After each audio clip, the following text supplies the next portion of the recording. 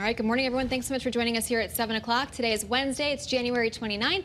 I'm Caitlin Francis. And I'm Roger Zen. You are watching Eyewitness News on the Wax. We appreciate that. We also appreciate meteorologist Jill Gilardi joining us here at the desk right away because we are in a first alert weather day, mostly because of the wind, right? Yeah, that's the bigger story. That's the bigger impact. But there'll also be some rain or even snow squalls later on today, but we're going to be focusing on the wind, of course. Those gusts could get into that 40 to 50 mile per hour range. So as you know, things can be, knocked down. You can get some power outages, certainly. Now, if we get a squall, it could be rain or snow, depending on temperatures.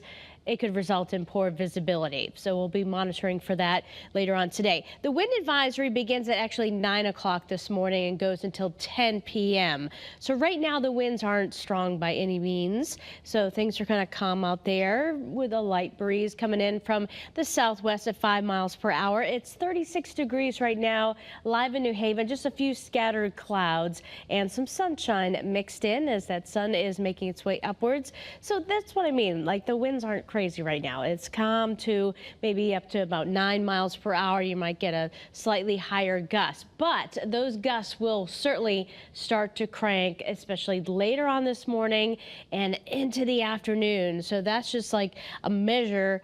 39 at 2 p.m. There's going to be gusts 40 to maybe 50 miles per hour. This just shows you the height of the wind, and it's going to stay strong. Look at that, 30 plus through 10 o'clock. So a very windy afternoon and evening ahead. Right now, it's a little bit on the chilly side, but still temperatures above average. 20 degrees in Tolland, 27 in Hartford, 33 meanwhile in Waterbury. So the walk-in wind chill, well, it gets into the 40s, the actual temperature, but the feel will be in the 30s, and there will be some squalls to contend with either rain or snow. So we'll talk more about that, and of course, take an early peek at that weekend forecast for Groundhog Day coming up here momentarily. Caitlin? All right, thanks, Jill. Good morning, everyone.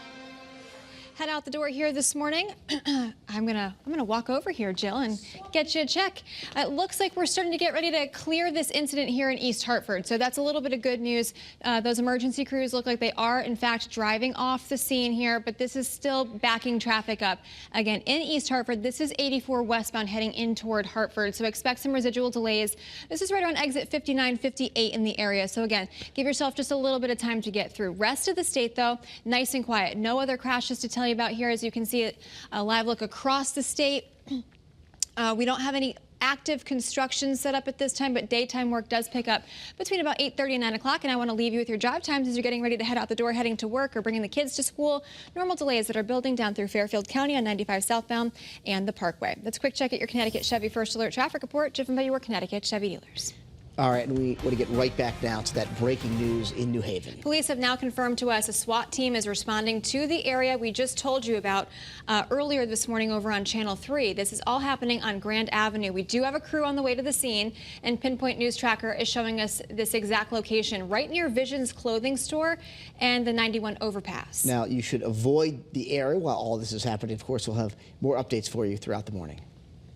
Everybody, irrespective of party, in this building, mayors, first selectmen, state reps, state senators, should be standing with us right now as a firewall to protect Connecticut, because this is an attack on all of us. Right now, time is running out because in just days, a judge's temporary block of Donald Trump's proposed federal funding freeze will expire. The president wants to pause all federal grants and loans while they reevaluate where tax dollars are going. Your reporter Marcy Jones is at the Capitol breaking everything down for us this morning, and we're talking about the types of programs that could affect you. So let's send things out to Marcy. That's right. A lot of people making their opinions known here. We're talking about billions of dollars at stake for people across the state. These programs that people depend on that have to do with childcare, environmental protections, and of course, some transportation aid. All of them scrambling right now to figure out how to reach a solution. More than $14.3 billion from the 2024 fiscal year directly impacting residents, nonprofits, schools, and other organizations in the state could be frozen while the Trump administration reviews funding. The order led to confusion and concern when Connecticut lawmakers and organization leaders tried to determine which programs would be impacted. The Trump administration initially claimed the order would not impact programs like Medicaid, Social Security, student loans, or food stamps, even though Connecticut's Medicaid portal was offline for portions of the day Tuesday. Democratic state lawmakers slammed the order, calling it unprecedented and an assault to Connecticut families. State Republicans supported the move, saying it's logical to reevaluate where taxpayer money is going. But program leaders who provide valuable services are starting to worry about their futures. None of our programs are safe. We need to be advocating on all fronts. We need to make sure that we're communicating with our clients as well as our staff and our supporters out in the community, how they can advocate and make their voice heard. Again, the block is only temporary. It will expire this Monday, February 3rd. Your reporter in Hartford, Marcy Jones, Channel 3 Eyewitness News.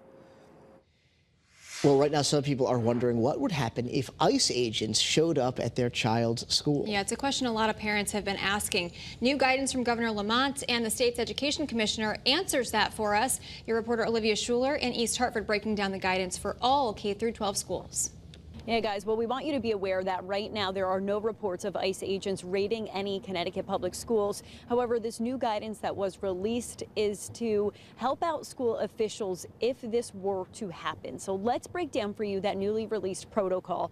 It details that immigration agents, if they showed up at schools, this is what to do. Request and record the immigration agent's ID, designate a school official as a point person to talk with the agent, ask for a signed judicial warrant. This has to be signed by court in order for the agents to enter, and finally consult with district's legal counsel. Now, this new guidance comes into play after a comment made by the Department of Homeland Security spokesperson last week saying criminals could not hide in places like known to be sensitive, like schools and churches. There have been no reports of ICE at any schools in Connecticut, but we have confirmed that in the past few days, raids have happened in Stamford, East Hartford, Willimantic, Bridgeport, and New London. It is not believed that anyone has been detained. Now, another part of the state's guidance has to deal with mental health. They recommend that there are mental health services available to both students or staff who could be feeling stress or anxiety. Your reporter in East Hartford, Olivia Schuler, Channel 3 Eyewitness News. It's 7:08 here on your Wednesday. New details now from New Britain police who say there's an arrest warrant out for a 45-year-old Christopher Ray. He's accused of killing 30-year-old Brianna Ray Monday morning on Prospect Street. We brought that to you as breaking news. Police say he also shot another woman who's listed as in critical condition this morning. We are still working to learn more about the connection between that suspect and those two victims, but so far police say they believe this was a domestic incident. Torrington police arrested a state employee for allegedly altering voter registration cards. Investigators say this woman, Arlonda Brantley, changed multiple cards without people's permission. Allegedly, she changed the affiliated party on voter registration cards from no or Republican to Democrat. And Connecticut Food Share is teaming up with local lawmakers today. They'll be announcing the newly formed Feeding Connecticut Caucus. They're also expected to announce the submission of a bill asking for $10 million for the Connecticut Nutrition Assistance Program. Now, that program helps local food pantries, soup kitchens, and emergency shelters. That announcement happening at 10 o'clock this morning in Hartford. Well, today is a first alert weather day, and it's mostly because of the wind that is going to be cranking, especially later on this morning and into the afternoon. Right now, the wind isn't an issue. The snow isn't an issue either, but later on today, we could also see some squalls, either rain or snow showers, that variety, as a cold front moves in. So this is the culprit.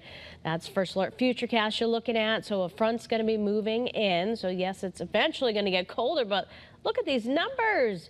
Woo! Like 10 degrees above average. Some spots even higher than that. 48, New Britain.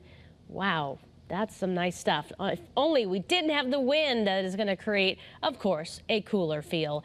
Getting up to about 45 in Niantic, 46 in Haddam, for example. Almost 50 in Wallingford. So, yeah, a nice temperature pattern for today, but those winds will create a cooler feel in the 30s. Today's the first alert weather day. Again, the winds are going to get very gusty. There could be some problems that develop because of that. Also, some squalls will be a part of the mix, too. We'll get into details regarding that, the wet end to the work week, and the possibility of rain or snow on Sunday. I'll see you in just a few minutes. All right, a lot going on. Thanks, Jill.